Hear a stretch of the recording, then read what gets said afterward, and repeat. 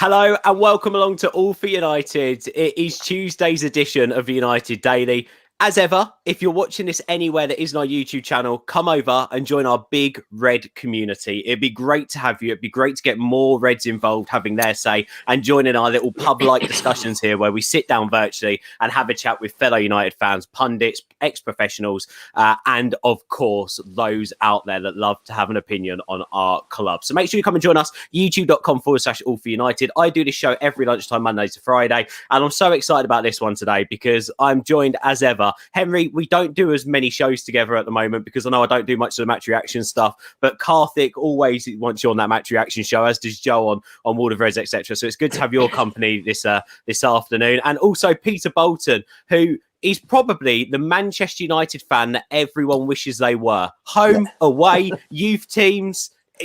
Peter is there all the time. And he was saying to me before, some people obviously have to shoehorn football into their life. Peter's so passionate. He works his life around the club, and I think that is absolutely phenomenal. Peter, all I can do is salute you and all the amazing stuff you do as a United fan. And it's great to have you on because I also know that one of your passions is watching United at youth team level. So to kickstart this conversation, we're going to talk a lot about our youth team. We're going to have a look at the stars of tomorrow and some of the players coming through at under 23 and under 18s. We're going to talk with Henry, see how that might impact the future of the first team. But we've got to start with a breaking news that Mason Greenwood is one of our own, has signed a new long-term contract. It'll run up to 2025. Peter, the club is known for rewarding the youngsters with new contracts as and when they deserve them. Sort of something Ollie's brought back when we, went for a stage of just handing out ludicrous contracts to everyone. What are your thoughts? What's your reaction to Greenwood signing that new contract? Well, I didn't even know it was due a new contract, but I'm really pleased he's got one. And nothing surprised me about it. He's been at United since he was knee-high to a grasshopper. I don't know, when he was 6 or 7 or 8 or whatever the figure is. I didn't even know he'd signed it until you've just told me now. But it doesn't surprise me at all. He was the standout when he, at the 16s and 17s. I mean, I remember watching him. We were playing against Chelsea when Chelsea had won the FA Youth Cup for 5 or 6 years on the bounce, or they got to the final about 8 years running, and we were playing at Lee, and Chelsea were probably the better team, but Mason Greenwood scored a fantastic hat-trick, and United won 4-3, and I think this was like the first time we were in the third round, I think it was, and just absolutely blew Chelsea away on his own, and Chelsea were so. We were sat behind on the side that opens at Lee, and we were behind their dugout, and they were absolutely gutted. They've been in ever so many finals on the run. They've won most of them. And then the first game of the next year's Youth Cup, which was the third round, they got blown away by Mason Greenwood, all on his own. Not on his own, he had 10 other players around him, but, he scored the goals. And, some players you can see are going to make it. Some players you think are going to make it and they don't for unknown reasons, whether they just don't come on. Some of them, they don't come on. I don't know why. So, you can go back many, many years and see. I've seen players, I've been going back to the 80s. You saw Hughes and Whiteside in our youth team, and they were both built like men when they were 16 or 17. And not only were they better than the opposition, they were bigger and tougher, and they just, blew them away. But since then, we've seen lots and lots of players come through, and we think, yeah, they're going to make it, they're going to make it. And for some reason, whether it's an injury at the time when they're supposed to be kicking on a bit, whether it's the growth spurts and they just don't grow to where they're supposed to be, I don't know. But Mason, oh yes, I'd still, maybe not over Cavani. I think Cavani's the man at the moment, but Greenwood's okay on the right. But I feel sure that in the not too distant future, Greenwood will be the number 9. Whatever number's on his back, the centre forward, as we used to say, at the front there. And I think having Cavani there now, showing him what to do, where to move, and all the rest of it can only help him. And I think that's a perfect point as well there, Peter, in terms of his improvements. Henry had a slow start to the season, didn't he, after some controversy during the summer? And there's no denying he was phenomenal last season in that run that we went on. He was a key part of that front three. Henry, do you think that that's a contract well deserved? And what's your reaction to him getting the new contract this afternoon? Yeah, I think the contract is definitely deserved. I think a lot of United fans would struggle to sort of argue with that. People may point to sort of his, as you say, the beginning of season form and say, why is he being rewarded for that sort of form? But I think I don't see any bad reason in giving him a contract. He's a young player. We know the talent he's got. Project Restart, I think, was a perfect illustration of his capabilities. A phenomenal finisher on both feet. He's good at the step overs that we've always seen from him coming in off the right, which is where we've sort of commonly seen him. He's got so much to his game group, and I think as of recent, he's really sort of become a bit more well-rounded. I think Project Restart was a good show of his finishing and clinical nature, but I think as of recent we've seen a bit more than that. I think the Liverpool FA Cup game was a good example. Obviously scored a fantastic goal and sets up Rashford as well. And I think, him and Rashford have both gone down a similar path in that they've, maybe their output has perhaps pulled back a bit and we'd like to see a bit more in that sense. But I think their all-round play, both of them has massively improved. And, I think that's sort of prevalent with Greenwood. What sort of role he's got playing forward, sort of going forward at United, we'll have to see. I think, a lot of people do point towards, him becoming a centre forward, as sort of Pete said there. And, perhaps the successor to Cavani with obviously, a lot of doubts around Martial at the minute as well. But, I do like him coming off the right, to be honest. I think, a lot of people are quite sold on him as sort of being a centre forward. But I think as an inside forward, I think he offers quite a lot. The both footedness is fantastic. When he sort of could cut in on his left, or go at the near post with his right. I think, this new playmaking sort of attributes that we're seeing through his game as well is a massive plus. So I think good headache to have going forward to have Greenwood and not knowing what his best position will end up being. Hopefully he can become, a specialist in whichever sort of position we decide to go with. But I think it's definitely deserved. And obviously, we'll see how long a career he's got going forward at the club, because I think, we're all aware of the talent he's got. Yeah, 100%. Like, Peter, I want to come back to you in a second just about some of your earliest memories of Mason Greenwood, actually. You mentioned one game there against Chelsea where he was terrific and he scored that hat-trick. But Henry, just to come over and reflect back on a point Peter made a second ago, when it comes to players and young players, you like to see that they've got room for improvement. But whilst we can make excuses for improvement, it's down to them to carry that burden and improve. I definitely think, as Peter pointed out, since Cavani's come in, we have seen a different Mason Greenwood. He looks a little bit more lively off the shoulder of the defender. He's making little runs and he just seems a little bit more confident since the turn of the year. Do you feel like you've seen evidence of improvements in his play from Mason Greenwood? Yeah, absolutely. I think, not just the movement aspect, which of course you're going to learn a lot of Edins and Cavani, who's arguably, for me, the best movement on the planet, that I've seen from a striker, which may sound like exaggeration, but genuinely, if you watch him off the ball, some of the things he does, getting off the back of the shoulder and coming near post, and the darting runs that he makes are fantastic. So you're always going to get that movement. But I think, as I sort of alluded to a minute ago, it's the all-round play I've been impressed with Greenwood. The sort of passing, picking the killer pass, not trying too much as well. I just think he's really become more, I think, assured and a bit more sort of professional and matured in the way that he's playing. I think, we saw aspects last season of maturity anyway. He was never an immature sort of player. There was no sort of show pony, as it's sort of the phrase that we've sort of come to know at United with certain players, in their younger years. But we didn't see any of that. He was always clinical. He was always well-rounded, and now he's proven that even further. But and I think you can see clear examples, on the pitch of interactions, between Cavani and Greenwood. That was another good example. I think, it was Greenwood, could have passed it off maybe or squared it, and he has a go, and you can see Cavani sort of gesturing to him. Great to see. It's absolutely great to see, and I think that's why I always seem to put it back to Cavani, because I'm a massive Cavani fan. But I think that's the sort of the massive pluses that a mature sort of older experienced head, those sort of signings can have. And I think that has absolutely, I think you're spot on. That's definitely had a positive impact on Greenwood. And as you say, the burden's on, there's a lot of responsibility on him now. We've seen many a talent at United sort of get to a certain stage and not be able to sort of further that career, whether that's for personal reasons or diet or whatever it is. There's always these factors that come into consideration.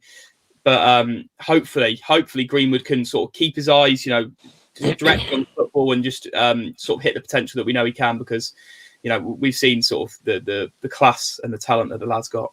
Yeah, discipline's so important, isn't it? And look, he's an established first team player now, Peter. You've watched him come through the ranks. It'd be interesting to hear from you, like reading back on his statistics, actually, when I saw the contract news. If we just go back to his, because really he skipped a level, didn't he? He played a few games for the under-23s, but didn't really play a lot there. He mainly came through from the under-18s and got promoted straight out to the senior team. I mean, I don't know how much we can take away from the youth leagues, but when you look at the goal scoring record for him, even just in the under-18 Premier League, I think it's on like 31 goals in 30 games. 9 assists as well. He averaged a goal contribution he averaged 2.2 goal contributions every game at youth level, which is crazy. Right. Well, I mean, what we were just saying then is so two-footed that I don't even think he knows which. I mean, most people know that if you write with your right hand, you're right-handed, or write with your left hand. But I mean, I think it was Liverpool away. We saw him. He took a penalty with one foot and scored, and then he took a free kick with the other foot from outside the box and scored that one. And we thought, what's he doing? Which is your best foot? But he obviously thought, well, if I take this with my left foot, if they're both as good as each other, and he took this one with the other foot, whichever one it was, and put it into the top corner type thing, and that's got to be a plus because the defender doesn't know, I mean, say it's Luke Shaw going down the wing, he's only got one foot, and Ryan Giggs scored the odd goal with his right foot, but I mean, they're so left-footed. You would think, I always said about Valencia that when he was younger, say 14 or 15, why didn't he practice with his left foot? Because he was so right-footed. And you'd think that if you're the best in your school, which you went on to be a professional, you'd think you'd be able to kick it with your left foot, but he'd always have to, if you beat his man on the wrong side, he'd always have to double back on himself. And that's something we don't have to worry about with Mason. He's got 2 feet and they're both very good. He's blasted them in with both feet, curl them around with both feet. So the defender doesn't know, he can't think, I'll go on, keep him off his left foot because that's the only foot he's got. So that's a very, very big advantage when you're in the box, that the defender doesn't know which way you're going to go when you can basically go either way. So that's a definite plus in his thing. But yeah, I mean, the other thing, going back a few years, I went, it was at one of these Champions League under-19s away somewhere. We went to watch the Champions League, but in the afternoon, the under-19s played, and he was playing, and I was stood next to somebody, and this somebody was chatting to me, and he was an Englishman, so I knew he was something to do with United. I don't know what. And Mason had only just got promotion into this under-19s team, which, he was playing under-18s, and Chong and Gomez were playing in the under-23s. So they'd obviously been practicing a lot. And this chap said to me, he said, Mason's not too happy. He said, every time there's a better ball to me, Chongi passes it to Gomez, or Gomez passes it to Chongi when the ball would be to him. He said it's so that there's such big mates, they're missing me out a bit. And, I remembered that. And look where they are now. Neither of Chong and Gomez have actually made it to the United first team as a regular, whereas Greenwood's got goals and so many appearances. He's overtaken them both. I mean, all 3 of those are going to make careers out of football.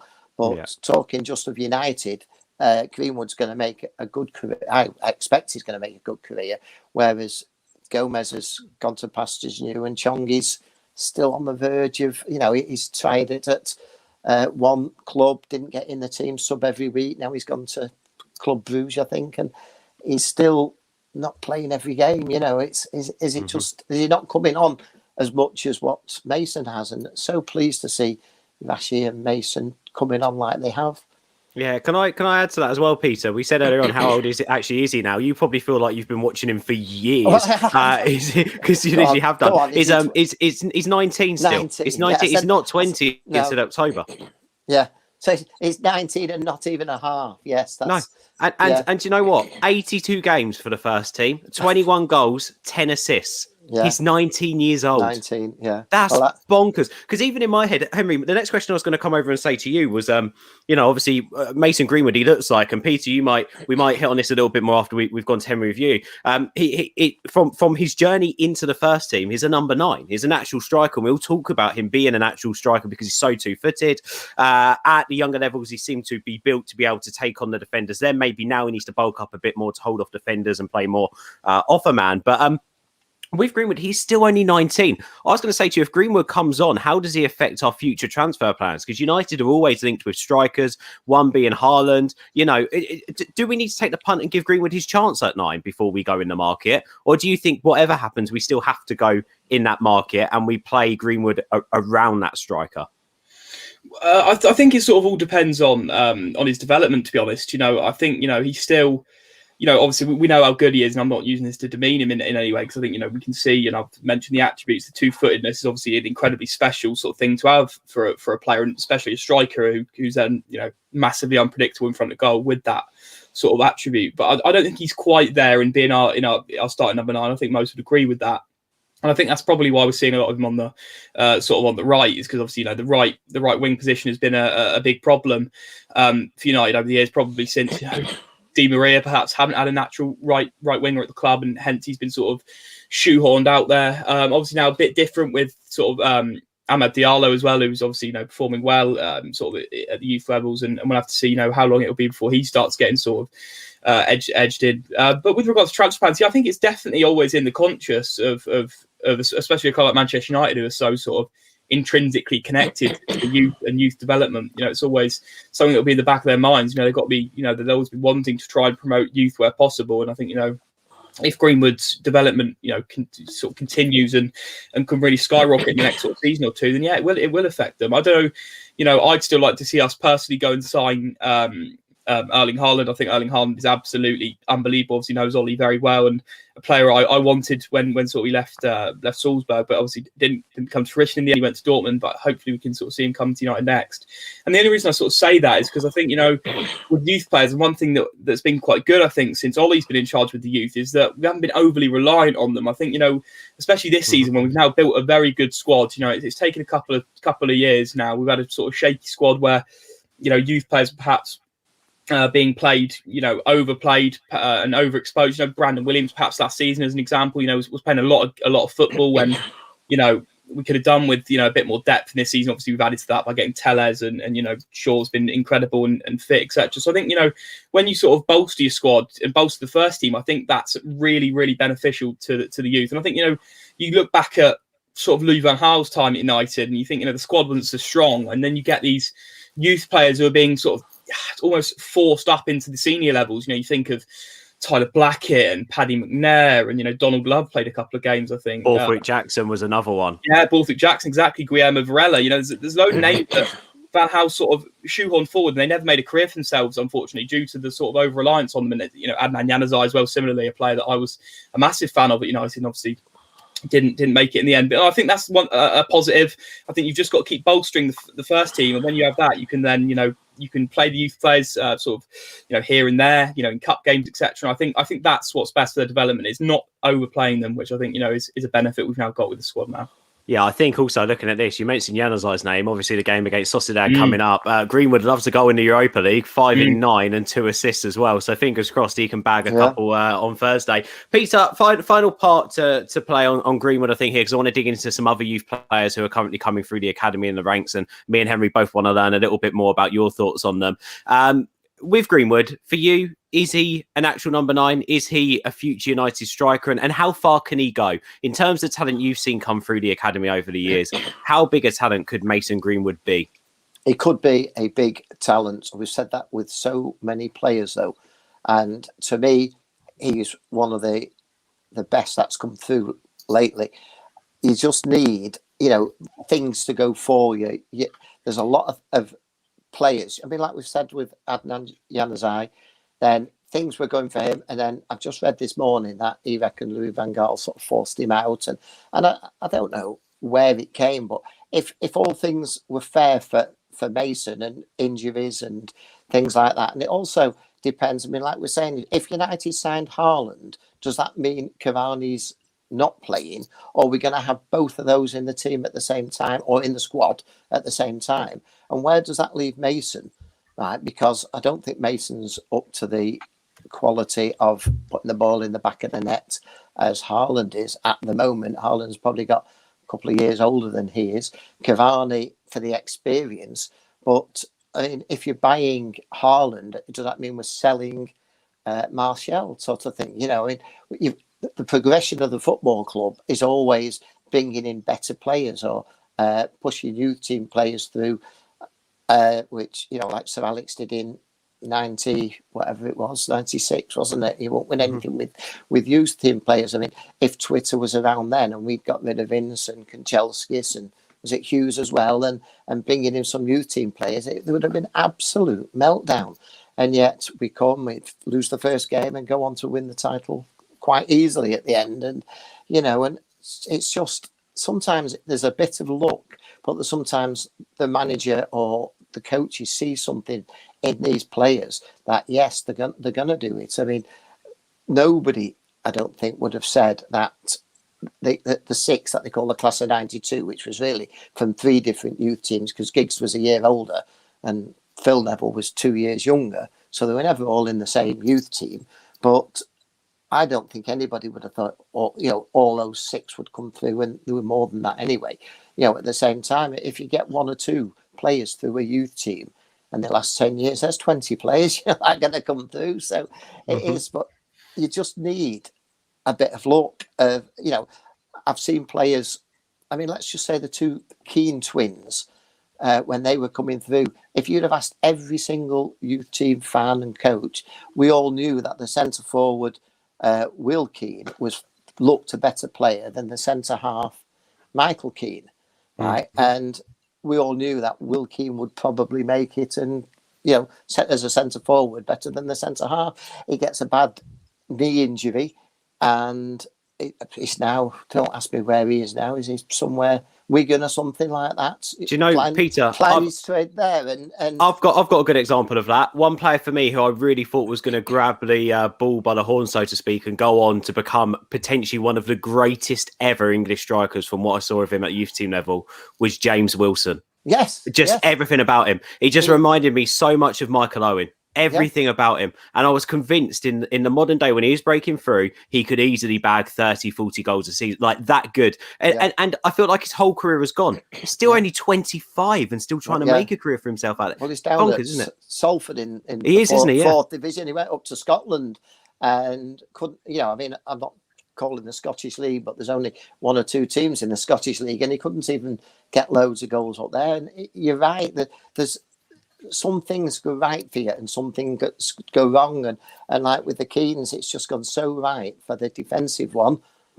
Michael Keane went on to Burnley, did well, went on to Everton, he's scoring goals, playing for England, playing for good teams now. And Michael Keane's down at Will Keane's down at Wigan, or if he's still there. I don't even sure he's still there anymore. Who knows? He's gone down to 3rd, 4th division team, and whereas one's playing for England at the next international type thing. And that shows how much, we all know, because I don't think anybody would have predicted that. And we've had players that we think will do well. I mean, Ralph Morrison, I mean, what a star he was, and I saw the best and the worst of him, at the best when he was on a football pitch, and then the worst of him once at half time when he was riding his bike. They came with all these mates, and they were riding the bikes, making marks on the football pitch with his mates. And he was obviously, I think I read something, did he say if he could change his life, he'd change 90% of it? Yeah. That just shows that there are people head on shoulders and luck and very good management. It needs the coaches and all that, and you need a bit of luck, because I mean, as I say, if Haaland does come to United, and just like most other people would say, I'd love him to come here, but it's not a shoo-in that he's going to come, because I mean, he's scoring so many goals now. If he wants to move, and he's got that daft agent, hasn't he? And if he does want to move, he's got the pick of the clubs. He could go, if he thinks, if I could go to City and get, in the City team, because they're looking for a centre forward, and he'll bag lots of goals for them. So Yeah, I definitely Just not rather he comes to us and goes over to City for 100%. But I also think if we don't get him, that's the opportunity. If we don't get him, that's the opportunity for us to put faith in Mason Greenwood and go, "You're our number 9 now. You've had long enough. Let's get you in the first team." And I think we've got to do that at some point. Otherwise, he's never going to be able to home his position. As I say now, you watch Marcus Rashford play as a number 9. He came through all levels as a number 9. Played on the wing sometimes, but mainly played up top. You play him up front now, he looks lost because he's used to doing that job out wide. We don't want to take that raw striker's instinct away from Greenwood because we're giving him too many jobs on that right-hand side. So there has to come a point. At some point, we have to tell him what he is and we have to get him in that position. And I think if we don't get Haaland, that's potentially the time. Anyway, let's move on from Greenwood. Happy to see him. He's one of our own signing new contracts. I want to talk about some more that are in the youth ranks. But before I do, guys, if you're watching anywhere that's not our YouTube channel, youtube.com/allforunited, come and post something in the live chat now and I'll give you a shout out. Hello to Thomas. Hello to Reese. Hello to Brendan. Barry is on with us, Peter. I know you love Barry. He's called you a legend in the live chat. Hello to, who else have we got here? Hello to Mejbri as well, and hello to John Gray as well. Peter, do you know John Gray? He says he knows you. Probably. Henry. John Gray knows Henry, not you, Peter. Right. Sorry, I got that wrong. No, I think I recognise the name for a few live chats as of previous. I think so. I just assume that everyone's a big fan of Peter and not a fan of me and you. We're just fellow Reds, but when you go to the match and you see people and you know. I'm walking down Tesco sometimes and somebody will say, hiya. I'll go, hello. My wife will say, who's that? So a regular away fan. And that's all I'll know. You know, you see them at a lot of aways, faces stand out rather than names. Peter, can I ask you, is the most asked question that you receive is, where's your flag? Yeah, probably. Yeah. We've had that twice in the chat already. My flag's somewhere folded. I was going to say, I go down to Lee and stick it up there for the under-23s, but because they're very, very nice and let me go down there. But other games, you can't. Something nothing to do with this chat is it's as a match-going fan who tries to go to. Now I'm retired, I can go to as many football matches as I like, and somebody just said the other day it was Valentine's Day, and one of the other lads on our minibus, a United youth team went up to Glasgow to play Rangers in a friendly, and we took a minibus up there, and about 12 of us went up there, and my wife was sort of saying, what we doing for Valentine's Day? I said, I'm going to watch United in Scotland, and that what a great day that we had, and I'll do that, and I just love doing that. And we've now gone 11, but my last game I saw live was we played City on the Sunday, and then we played Everton on the Monday. It was under 18s, I think, under 23s, whatever it was. And 11 months, and it's so depressing. I don't particularly like watching football on the telly, and I'm just missing it so much. Just like there's many thousands, people were there.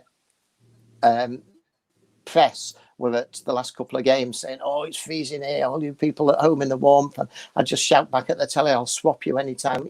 Whatever the weather is, I'll swap you." There's hundreds of journalists all at these games and complaining it's cold. And we're, some Exeter journalists I saw complained that she'd had to travel all the way up to Barrow, and the game was called off when she got there, and she was absolutely fuming about it. And I thought, I'd swap you. I want to see live football. If there's any press out there that hates the cold, hates going to games, give Peter your press pass, because he'll be well up for covering the game. Up for it. Any game, that's right. I want to talk about our academy. I want to touch on that because, Peter, I know you've seen a lot of academy games, but I just want to start first of all because we've only seen glimpses of him so far since he's come in. Henry, I'll come to you first on your first impressions. We'll get to the boys who have actually come through the academy in just a sec, but just first impressions and really briefly, Henry, on Hannibal Diallo. I know Peter's actually watched him play fully in the first couple of games. What's been your take of his? Oh, have you not seen him? Only on the telly. Oh yeah, well, you know what I mean. Henry, what have you made of his start in a United shirt, albeit at under 23 level? No, I think it's been really, really encouraging and impressive, to be honest. I haven't seen bags of him, but I've seen sort of clips here and there, and obviously the performance against Liverpool has obviously been got a lot of clicks and views and been sort of doing the rounds here and there all over social media. And I think everyone I think that's a testament to the excitement that we've got about this lad. When he came in on deadline day, it was a bit sort of, I think unfortunate for him in a sense, because there was always that underlying expectation from United fans of Jadon Sancho arriving, which obviously didn't come to fruition. And then sort of Facu Pellistri and Diallo come in. I think Cavani took a lot of the brunt of it as well, because he got the 7 shirt. I mean, there was a lot of negativity around that time, but I think quite quickly after that, I think a lot of people started to do a bit more research on the lad and started to watch clips of him in videos and started to realize this is a very, very good young talent we've got on our hands now. Someone we should start to sort of get a bit excited about. And obviously the money involved, United have obviously seen something in him, and you can say there are big money signings that go wrong, but this all the signs from what we've seen of him at Atalanta point towards him being very good. And obviously he didn't play loads at Atalanta. He's sort of played a bit part role in their squad. As I was saying, I don't think that's a negative thing at all. I think, that's the best way to bed youth players in for me. I think, sometimes too much responsibility can sort of blow them away a bit. And, we've already spoke there about a couple of players that sort of the responsibility and the sort of the talent they had, they couldn't sort of deal with it, or sort of struggled with external sort of factors. Revo Morrison, the perfect example. But I think what I've seen of him, I think I'm really impressed. Obviously someone that can play on the right and cut in onto the left is something we massively lack at the football club, and obviously something that Greenwood's been somewhat shoehorned into. And Diallo would be so perfect if he can sort of mature and actually become a first team player in that spot, and we can sort of avoid going and spending 100 million on Sancho. But we'll have to see sort of how he develops. Obviously, as I said, didn't play loads at Atalanta. Got to be careful how we use him at United.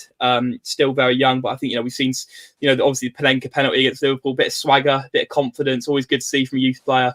But I think everything that I've seen of him so far is positive. And I don't think there's anything negative about having a sort of a talent of that stature on our hands at the youth level.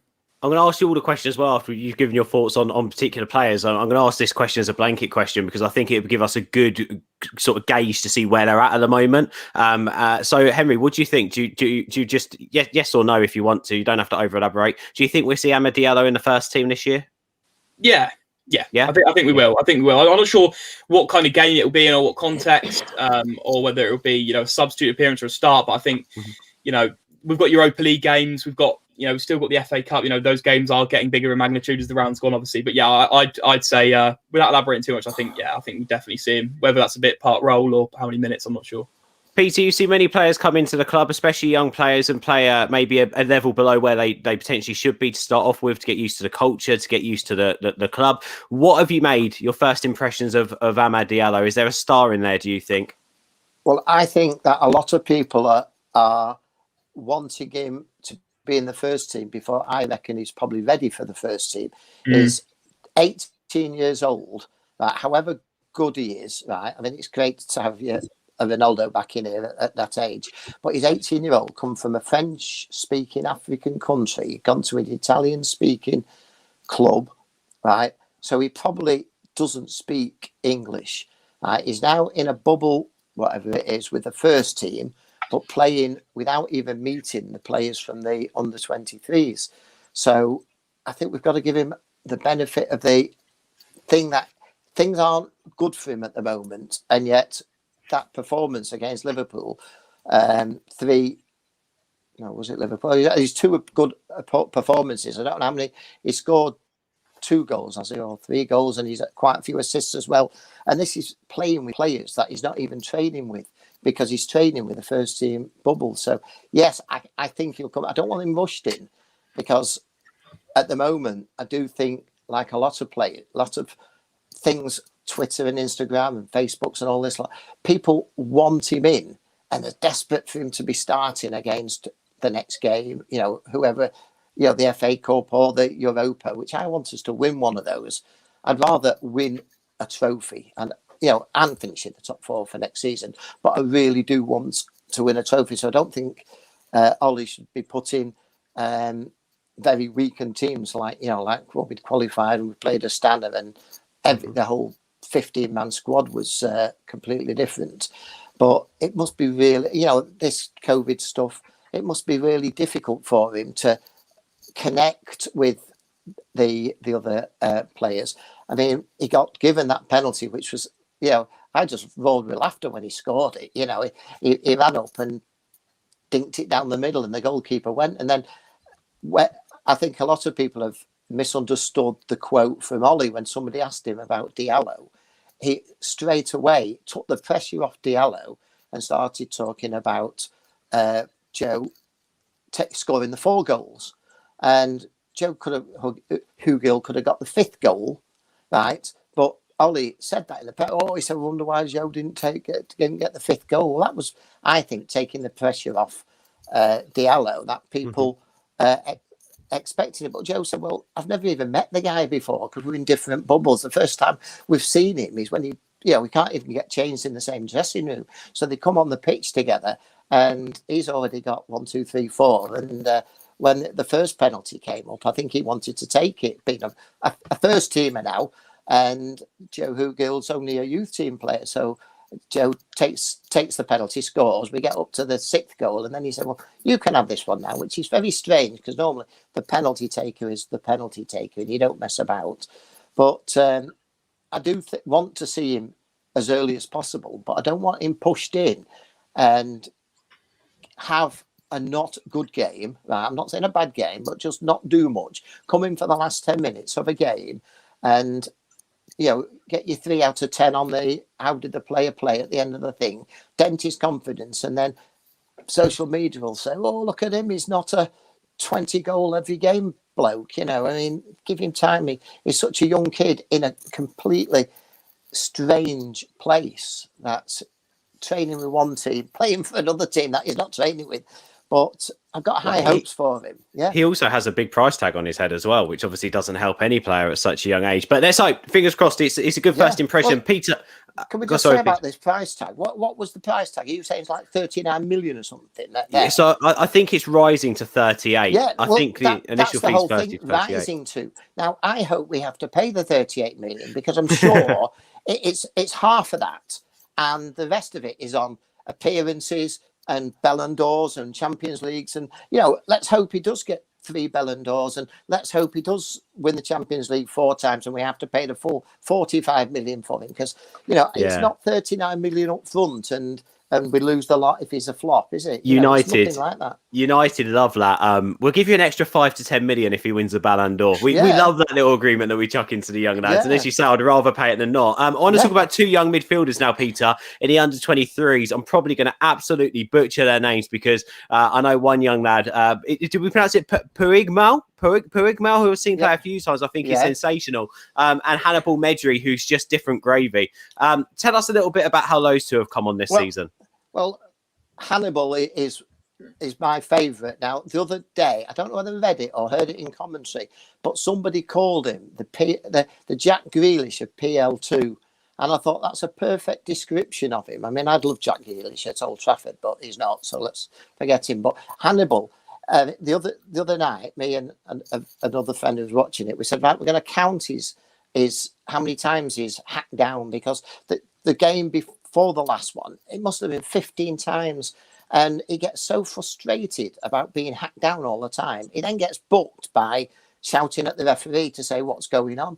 And every single team seems to pick on him deliberately, because they know that he's the creator of a lot of things. I'm really hopeful and I really want to see him. And it's the same as Chong. I wanted to see Chong make it. I still do. But Hannibal's the next one through.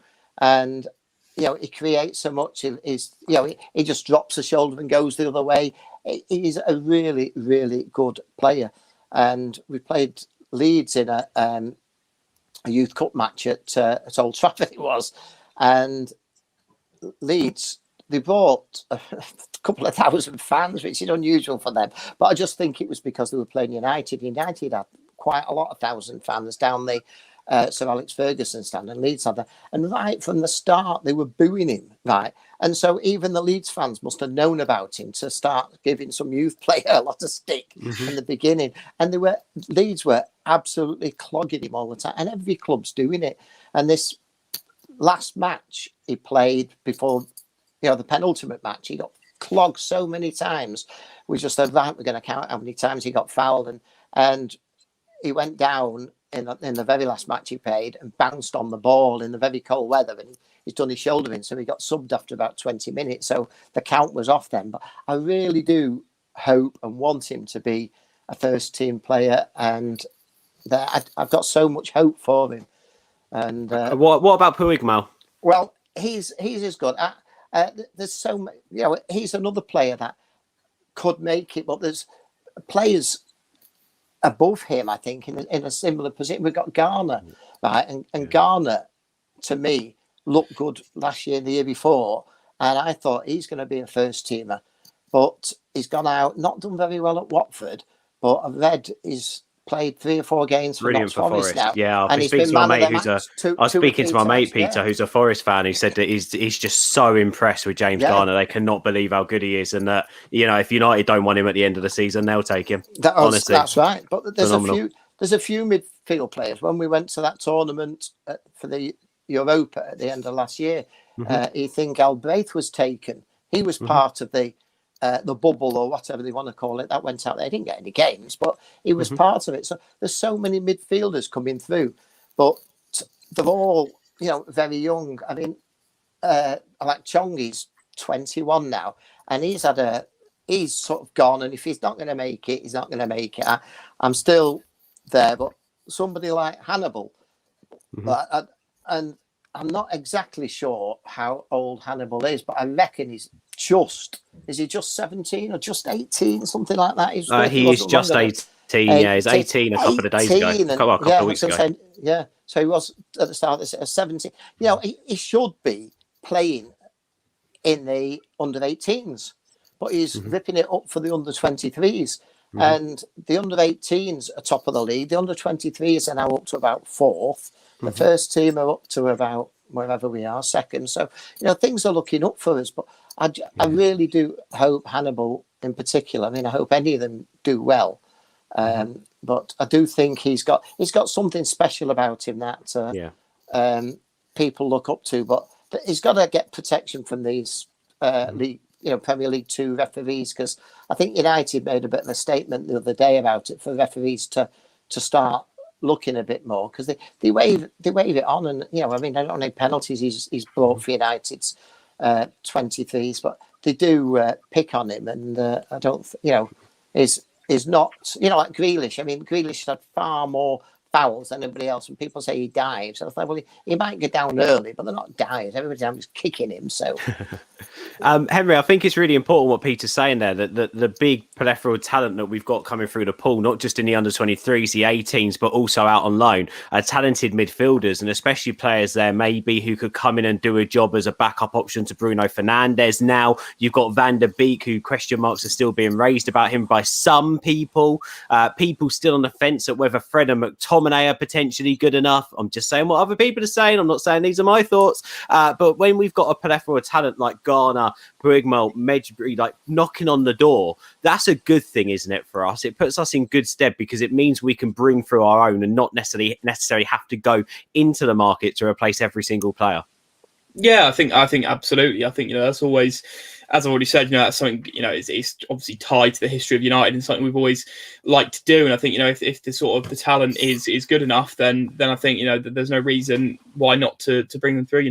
If you're good enough, you're old enough. There's the old saying goes. I think we've seen this season what competition can do for players. I mean, Luke Shaw, I think, is a fantastic example. If someone told you this time last year that Alex Telles would be at Manchester United sort of next year and he'd be being kept out of the team by Luke Shaw, you'd have been absolutely baffled by what you're being told, But the signing of Telles has pushed Shaw to new levels. He's obviously been absolutely magnificent. I think that's the positive of having depth in all walks, and youth does offer depth. That's one of the good things about young players. They might be first team players straight away, but they're always there. They're on the fringes. They're on the bench. They're present in training. Some of them, as we've already said. And pushing those first team players to do better, and that some of those sort of more senior players, as you say, Fred and etc. We'll just be checking their shoulder to see, who's coming up. Is my position in trouble? Am I going to have to up my game a bit here? And James Garner's a good example of that. A player, as you said, Watford. I think they were quite positive about him in the early stages, and then apparently didn't do as well. I can't say they changed managers, didn't they? And the new manager didn't play him. That was a problem there. But I see. Yeah. So obviously, patchy in that sense. And obviously now, if he can hit form at Forest, I mean, I mean, that's brilliant. The Championship, the physicality and how sort of competitive that league is. If he can perform there, I mean, that's a massive plus for a player. So I think that's I think Watford was a good move, and obviously, as you've said, the instability of managers, etc., didn't really benefit him. Hopefully, he can become a bit more sort of stable at Forest. And Mengi's at Derby as well. Those sort of loan moves I think are good. And someone said in the comments, there's been a few loan moves that have gone astray, and I do agree with that. To be fair, I think there's a couple that haven't been absolutely sort of fantastic, but I think that those sort of ones are great. Championship I think is a great place for a sort of player to sort of ply their trade. I think in the past we've been abysmal at organising the right loan moves for players, and the one that I always go back to is Wilfried Zaha to a relegation battle in Cardiff City. I don't know how a player is meant to gain any confidence from going and playing for a team that's battered in relegation. And I think you're right. I think you need to have a look at the manager. So how does that manager trust bringing young players through? That club, they have a plan for the player, a plan to play him. For instance, Levitt went on loan to Charlton to get games, didn't get it. So now he's gone out to a Croatian side, hasn't he? I think we've seen a couple, as you said, Chong at Wolfsburg wasn't fancied either. Now he's gone to Bruges, he's starting games, although the Dutch are ripping him. I don't know why, but something's gone on there as well. So I think it's like you say, but I think that's where United have done well. And Ethan Laird's a prime example, and Mengi to Derby as well. I think Mengi's going to be a big player, and I like the way he's gone to Derby, because I see Wayne Rooney knows what young players can be. 16-year-old breaking through at Everton, and with his United hat on, even though he's Derby manager, I think he will try and help him as much as possible. I think that's a great loan move. He's one of my defensive hope for the future. I mean, we've got centre halves at the moment that don't fit in together at the first team. I think Maguire is a right-sided centre half, playing him at left-sided centre half, which I don't think he had a brilliant game the other day when United were awful. And if Mengi can come in, or other, I just feel we need a fairly quick centre half to dovetail with. You got your Pallister and your Bruce, completely different. So your Vidic and Ferdinand, completely different styles. And I think you need that. Well, also, Peter, you need to have players now in positions that you can build a team around. And I think United have Wan-Bissaka, they've got Maguire, you've got Bruno, and you've got Rashford. And I think now the team has to be built to complement those players. And I'll go as far as saying we've got Luke Shaw now, because Luke Shaw's on some fantastic form. But you've got to really buy and have the players to complement each other. And this is where I do think, again, we're going to go so off topic here, which is why I do think that the goalkeeping situation is relevant, because if United are going to play a high line, you've got to play a sweeper keeper or a keeper that's loud and can communicate with that defence. And I'm just not 100% sure that for as good as De Gea is as a shot stopper, the majority of times, and the 7 is given to this club, I'm not 100% sure he's that type of keeper. He's definitely not an Alisson, and he's definitely not an Ederson. Well, so the last game, which we got a point on, we were near the end at one time. United had 10 players in the 25 yards from goal, and West Brom had 11 players, and somebody hoofed it down and it sort of bounced in the centre circle. And because we're watching it on the telly, the first thing I said is, where's De Gea? De Gea should have been up by the edge of the centre circle. They were, and the ball went all the way back, and he picked it up. He was in his box. He was in his box, right? And maybe it's because we're seeing a lot of these fly goalies that are so far out. And even when we played Everton, right, it was 3-2 to us. Their goalkeeper was in our box when they put that ball through for that header.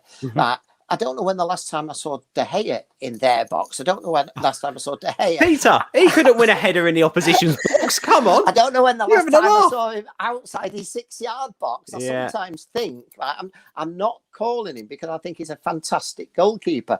But when they say... He's tied to his line, isn't he? He's tied to the 6... I think somebody's taught him the 6-yard box is the goalkeeping area, not the 18-yard box, because he doesn't come out of the 6-yard box. And I was so hoping that Dean Henderson was going to come in and do it. And the first league game we give him is, let's play him against Sheffield United, because he played there for 2 years. And right early on, he makes an absolute howler, right? Which last year, when he played for Sheffield United, I read somewhere he made one mistake in the whole season that led to a goal. Plays for United, and in less than 5 minutes of the game, he's given a goal away. And if he'd have had a storm of that game, I don't think we could have dropped him. So now we've got the same thing: is who is our number one goalkeeper? Do you know what, Peter? We can have that debate another day, shall we? Let's focus on the youth team. We'll have to have it back on and have that conversation because it's a really interesting one. And again, I do hope potentially it is Dean Henderson because, again, it's always nice to see a lad who's a massive United fan come through the ranks to actually take that and make it his own. So fingers crossed. And again, you know, you're talking now, De Gea's coming to the end of his...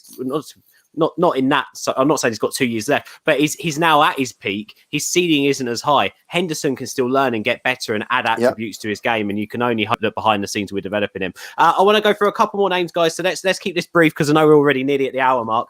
I'm going to butcher his name because I think we all found out when he signed the new contract.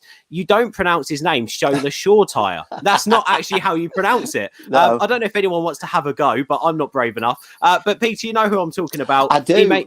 He made his debut, 16 there. years old for the under-23s. No. Sorry, go on then. I was 16 years. His debut it was under-19s away. I think it was in Spain, and he was 14 or just 15. Well, there we go. That shows the progression. Somebody told me his name, and I didn't even know how to write it.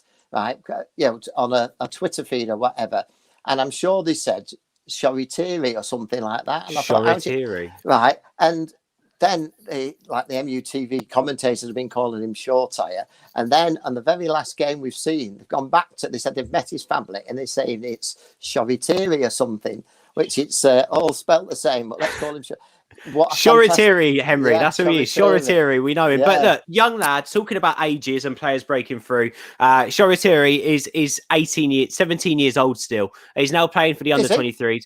He signed a contract. He signed a new contract recently. Just 17. Just 17, yeah. That's right. Just 17. I thought he was still 16, but obviously if you can't sign a contract, 2nd of February. Right, so he's 17 years and a couple of weeks. Yeah. In September, made his debut for the under-23s.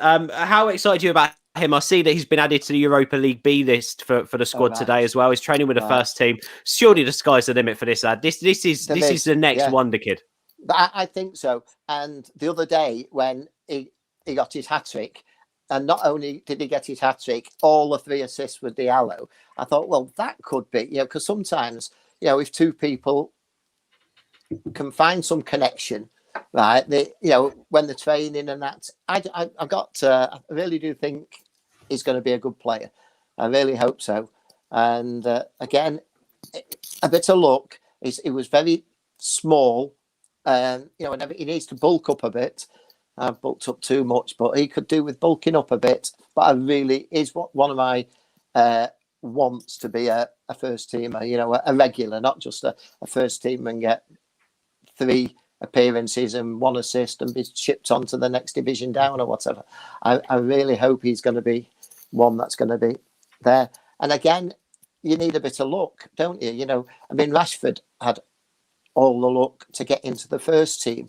That an injury in a warm-up sort of thing, and a couple of players were out at the time. That's the sort of luck you need, and then go on to your first game, get 2 goals in your first game, 2 goals on your first league game, 2 goals against Liverpool, and you're up and running. So, but Shoretire, or however you say it, Shoretire will say. I honestly believe, from what I've seen of him, I think he could be the next Rashford or Greenwood. I think he's probably next in line to have his opportunity, unless Amad Diallo really shocks us all and breaks through to the first team. Him and Mejbri especially. I think Shoretire, I think the thing that he has naturally got over Diallo is a little bit more height. So maybe when it comes to dealing with the physicality of the league, maybe he's just slightly ahead there. As you said, he needs to bulk out a bit more, but he's 17 years old. You don't know how he's going to have that growth spurt. Again, I'll go back to Scott McTominay. Oh my goodness, he just literally sprouted. Yeah, we were sat at the airport one day and the team came through and a couple of them came over and spoke to us, and one was Scott McTominay. A friend of mine said to me, "What's happened to you?" Because as we were looking up to him at 6'2" or 3 or whatever, and when we were chatting to him after a youth team game, and he was 5'5" or something like that, and he really has bulked up and everything else.